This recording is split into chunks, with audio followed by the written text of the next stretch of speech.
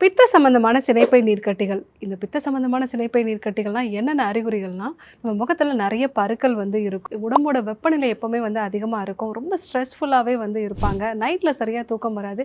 காலை நேரத்துல வந்து அதிகமான தூக்கம் வந்து இருக்கும். இது கூட வந்து அவங்க எப்பவுமே வந்து ஒரு இரிட்டேட்டடாவே வந்து இருப்பாங்க. இந்த மாரி இருக்கு அப்படின்னா, பித்தம் சம்பந்தமான சினைப்பை நீர்க்கட்டின்னு சொல்லலாம்.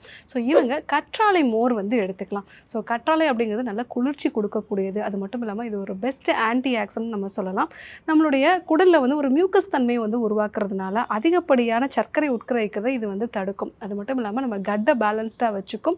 இது புரொஜெஸ்டரான் அளவையும் வந்து பேலன்ஸ் பண்ணும். இது கூட நீங்க மோர் சேர்த்து கற்றாழை மோர், அது கூட ஒரு பிஞ்ச் அளவுக்கு ஜீரகப்பொடி சேர்த்து நீங்க ரெகுலரா காலையில வெறும் வயித்துல எடுத்துக்கிட்டீங்க அப்படின்னா, ஸோ இந்த பித்தம் சம்பந்தமான பிசிஓஎஸ் சரியாகிறத பார்க்கலாம். இது கூட டீடாக்சிஃபிகேஷனும் வந்து அவசியம். ஸோ கண்டிப்பா ஃபாலோ பண்ணி பாருங்க. ஃபாலோ பண்ணி பார்த்துட்டு எப்படி இருக்குன்னு எனக்கு கமெண்ட்ல சொல்லுங்க. டாக்டர் ஸ்ரீவர்மாஸ் அழகும் ஆரோக்கியமும்.